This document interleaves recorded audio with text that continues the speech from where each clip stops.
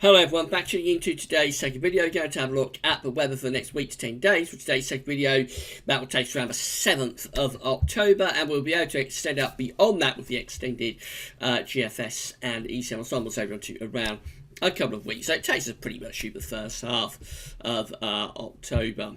So we've released JMA Friday, of course. That's the month ahead look ahead, and it's taking us to the end of October. Looks like certainly the first half of the month is going to be quite unsettled. Low pressure likely to be in control for the first half of October.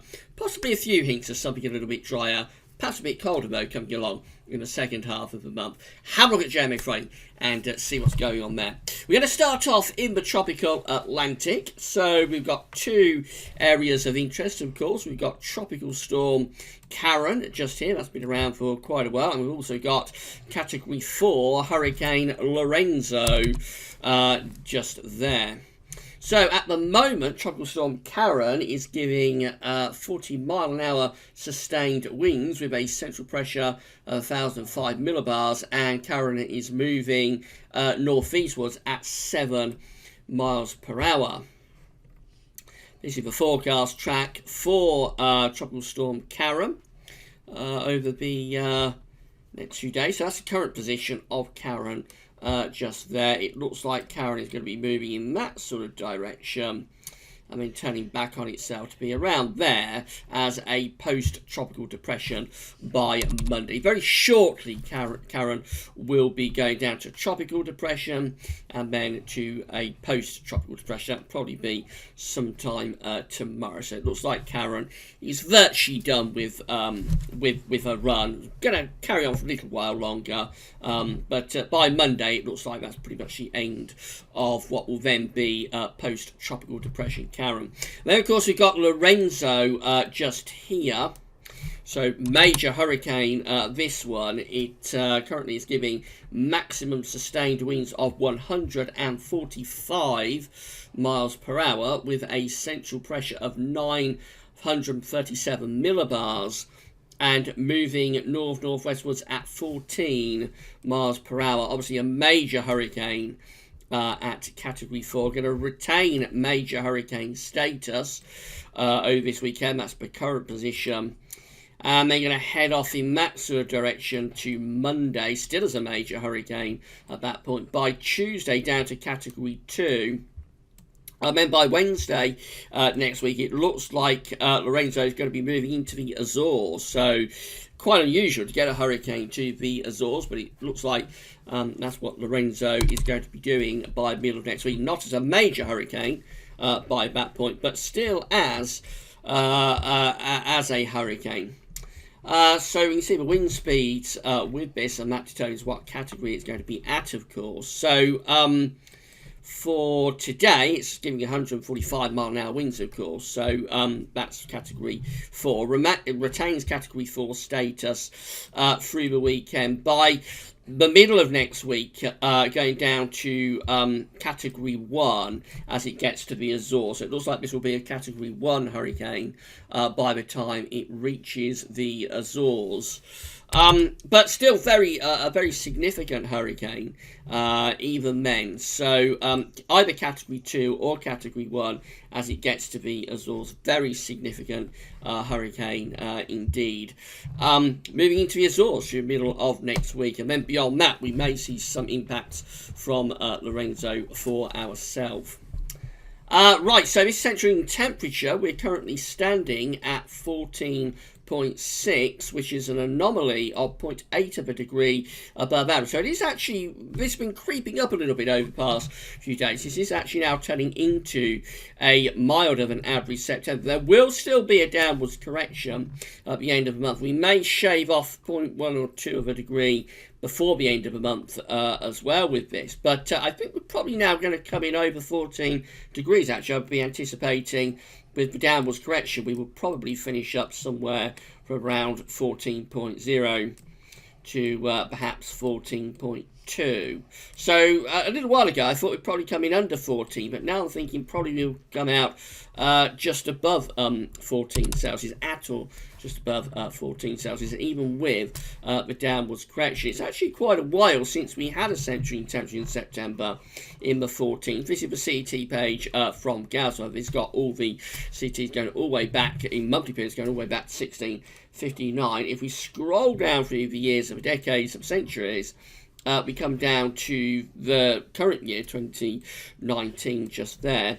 So this will be where we place September's central temperature. Now, last year, 2018, we had a CT of 13.7.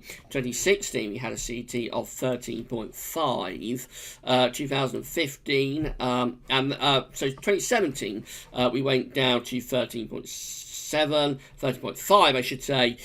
Should have started this, should I? 2016 we go up to 16. 2015 is 12.6. 2014 is 15.1. 2013 13.7. 2012 is 13.0, 2011 is 15.1, so I haven't found September in the 14s yet. We have then 2010, just there, that's 13.8. We actually have to go back to 2009, 10 years ago, can you believe, since we had a centering temperature in the 14s at 14.2. So we've tended to either have CTs sort of in the 13s, which is rather cool actually, in this sort of more modern era, or we've had CTs in the 15s or above. So it's been a while since we had a centering temperature in September in the 14s, 10 years ago, so we're certainly due one. And I think this could be it, actually. I think we may well get that CT coming out somewhere in the low 14s, as I say, for this September. So be a little bit noteworthy if that happens, actually. It's taken 10 years since we last had a September CT in the 14s. If anything, temperatures are going to be dropping though as we go through into October. So this is the GFS upper air temperature and precipitation ensemble graph for Aberdeen today, up in the north of the country. And winds are going to be turning into the north next week. So this tells us that temperatures are going to be dropping. So relatively mild at the moment, close to average, perhaps a little bit above. But over the weekend and into next week, temperatures are lowering. Going really quite cold for early October, going down to -5 at 850 HPA. Now remember, this is for Aberdeen, so it's in the far north of the country and it's exposed to those northerly winds that we're going to be getting. Even so, that is a really quite a cold northerly for the opening days of October to be going down to -5 at 850 HPA. Will certainly be cold enough to produce overnight frost. Might even be cold enough to produce wintry showers, certainly over hills and mountains. I wouldn't necessarily rule out a few flakes coming down to lower levels, perhaps somewhere like Aberdeen or Inverness, through the middle part of next week. Temperatures then, as we go through into the second half of the first week of October and then into the second week of October, are trying to stage a recovery, but it is a real struggle actually, certainly going no better than average. Precipitation-wise, rain today for Aberdeen, then not much, quite a few days of dryish weather before it turns much more unsettled perhaps towards the end of next week. If we compare that to London, let's go right down to the southeast of the country, see how that compares with London. You will see that for London it's a lot wetter.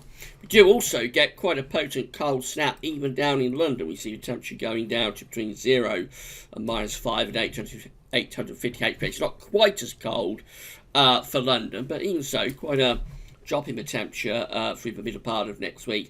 Then again, we try to recover the temperature into the second week of October, but it is a struggle. But more substantially for the southeast is the fact that we've got much more in the way of rain coming up over the next few days. So plenty of wet weather on the way. Heavy rain over the weekend, more heavy rain early next week. Then a couple of drier days as it goes colder through the middle of next week.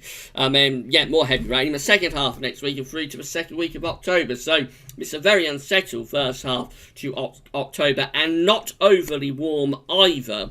You have to say, really quite cool, wet conditions on the way. Certainly in the south, cool and slightly drier further north. Temperature anomalies on the 27th of September to the 5th of October are below average to the north. Not surprising given that ensemble is just looking at for Aberdeen. So below average in the north, near normal temperatures in the south in the week. You have precipitation anomalies, still wetter than average away from Scotland, where it's drier than average. That's how the GFS is looking for Monday. So we've got blocking to our north. We've got high pressure sitting over Greenland, trough of low pressure sinking through Scandinavia, and another area of low pressure waiting in the wings. That's going to be heading our way through, of course, Monday and into Tuesday. Notice Hurricane Lorenzo is down there. Now, as we move through the course next week, it's very unsettled. So this is Tuesday, heavy rain coming across England and Wales with this area of low pressure. It's drier but colder further north, closest blocking area of high pressure around Greenland and Iceland. We all go quite cold through the middle of next week. This is Wednesday. That low has cleared out of the way into Scandinavia. Ridge of high pressure is building down from the north to the west of us. That's turn wind into the north. That could bring wintry showers to northern parts of Scotland, especially on high ground, and probably the first sort of overnight air frost of the season quite widely across the country. Again, there is Hurricane Lorenzo at this point, Wednesday next week, seemingly giving the Azores a really good battering. And then we go through to Thursday, and Lorenzo pushes northwards to the west of Ireland. Again, very significant area. Low pressure will be post-tropical by this time, of course, as it moves over the cool waters of the North Atlantic. But still a very, very significant area of low pressure. And that is causing this ridge, but it's still over the country, actually. It's still mainly dry up to Thursday, but the ridge is weakening quite significantly, and it's not long at all before the remains of Lorenzo, combined with other areas of low pressure in the North Atlantic, are collapsing that ridge, and we're beginning to move weather systems back in the Atlantic. And so as we move up towards day 10, this is Saturday the 5th of October, we're back to really unsettled conditions again with low pressure heading in from off the Atlantic. That's how we look at day 10, which is Monday the 7th of October. Very unsettled. Low pressure is sitting over and to the east of the country, and still hints of a bit of blocking actually to our north. Not as much blocking as we've got to start off with, but nevertheless still some high pressure to our north, which is allowing the wind again to go into a bit of a northerly by the time we get through to day 10. Into more extended range, we keep it unsettled really. There's no sign of the Atlantic blowing out of steam or running out of steam before the middle of October. Any ridges are likely to be temporary, and I think this could be an appreciably wet first half to October, probably the wettest spell that we've had widely across the country, especially for southern areas since June. This is how the GEM is looking. So again, on Monday we've got this blocking area of high pressure up towards Greenland and Iceland. Low pressure is just there. That's going into the country through Monday into Tuesday. Here it comes, bringing quite a lot of heavy rain to England and Wales early next week. That gets out of the way on Wednesday. Winds turn into the north. A little bit of a midweek cold snap, but it does turn drier. There's the remains of Lorenzo just there to the west of the UK and Ireland.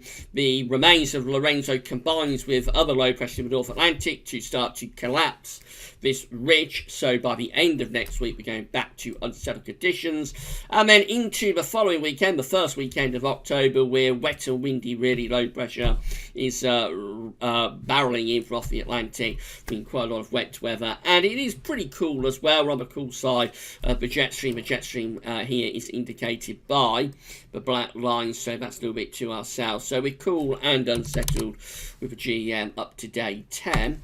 That's how the ECMWF is looking. So again, this is Monday, and there's the blocking over Greenland and Iceland. There's a trough sinking through Scandinavia. Low pressure is waiting in the Atlantic to bring very wet weather into the UK. And of course, down here is the remains, or is Hurricane Lorenzo. If it's a hurricane at this point, either category, probably category 2 actually at that point, maybe even still category 3, but I would would probably think Category 2 by that point. Anyway, we move on, and it goes very wet across England and Wales in particular on Tuesday.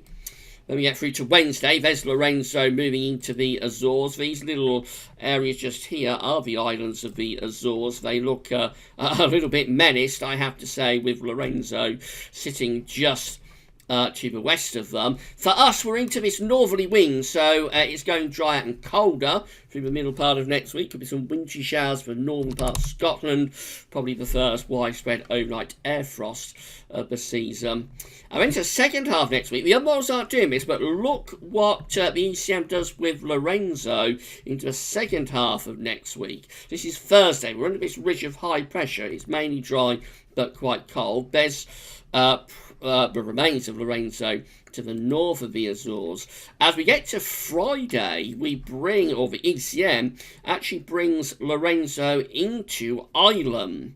It would be post-tropical by this point. That is not a hurricane hitting Iceland. It would be that's not a hurricane hitting Ireland, I should say.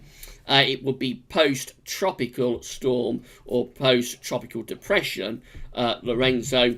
But nevertheless, it's got a lot of energy associated with it, and it has got a lot of warm air as well from the tropical Atlantic.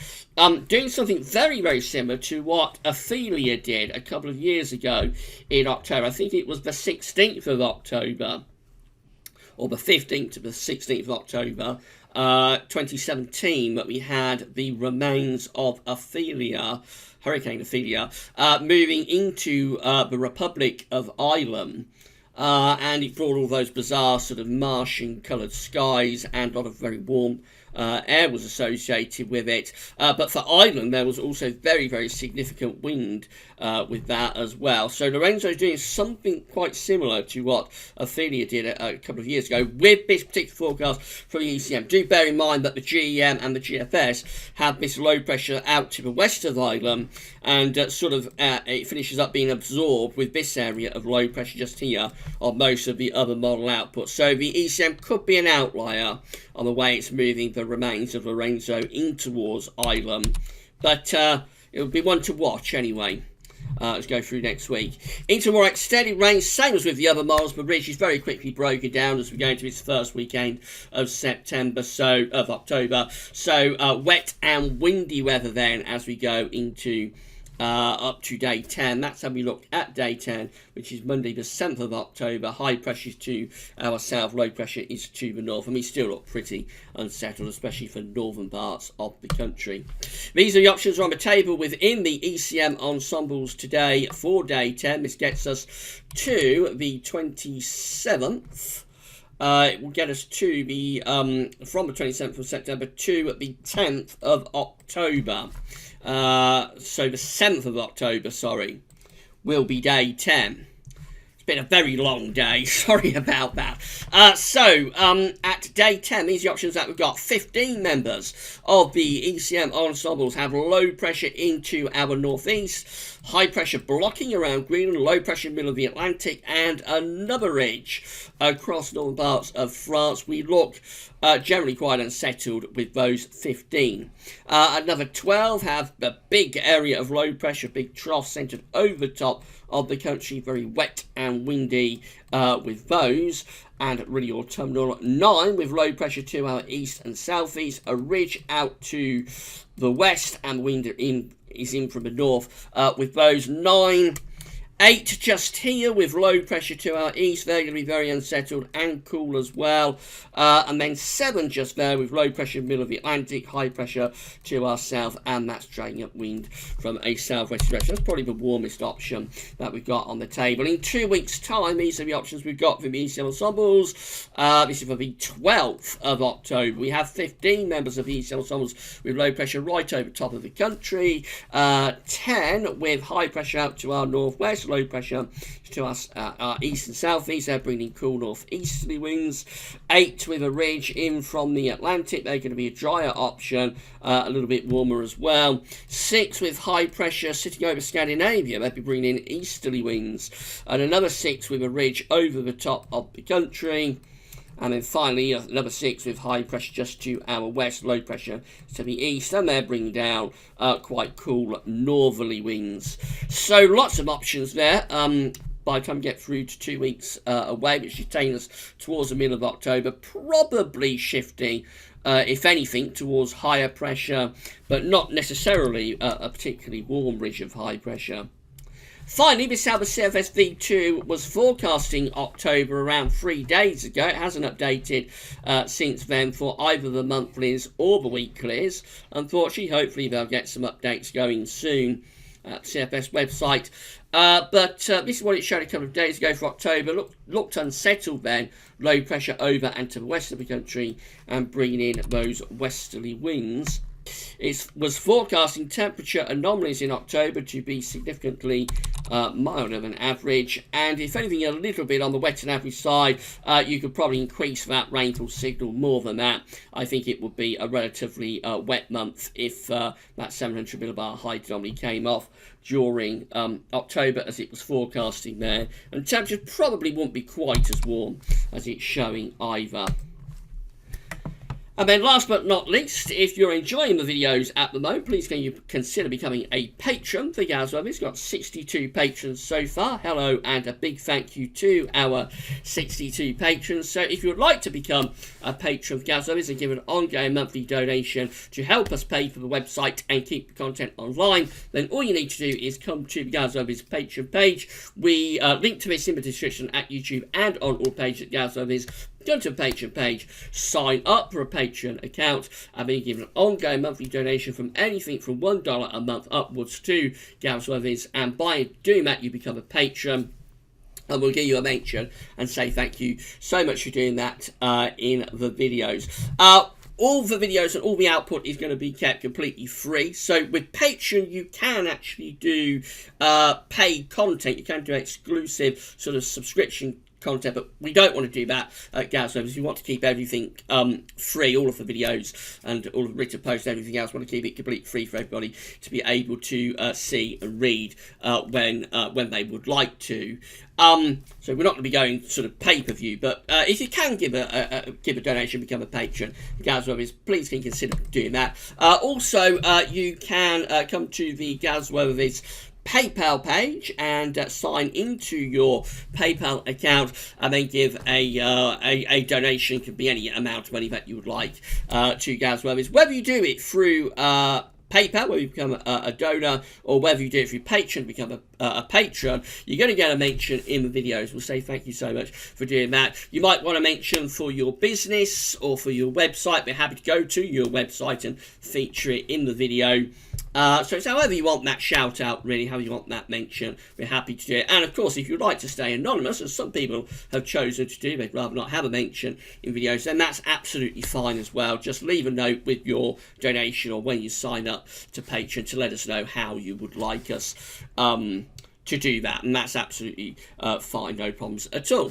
Right, so thank you everybody for doing that. Thank you to all of our donors, thank you to all of our patrons, and that's really great. Thanks so much everyone for doing that. Now, busy weekend coming up at Gaz Weathers. Tomorrow we're going to start off with the first season 1 roundup for winter of 2019-2020. So for the first time this season, we can get all of the long range models together and see what they're all showing for the winter. That will be quite an interesting watch, I think. First video up tomorrow. Also, of course, it's Saturday, so that means it's weekend broadcast, and we'll have another week to 10-day video update as well tomorrow. So busy old day coming up tomorrow, and then on Sunday we've got the 5th winter 2019-2020 update. So obviously that's going to be a really epic update coming up for you on Sunday, and that will be followed at 5 o'clock with a live chat on the YouTube channel. We'll be taking as many of your questions as we can about that 5th winter 2019-2020 update, and generally just seeing what you thought to it.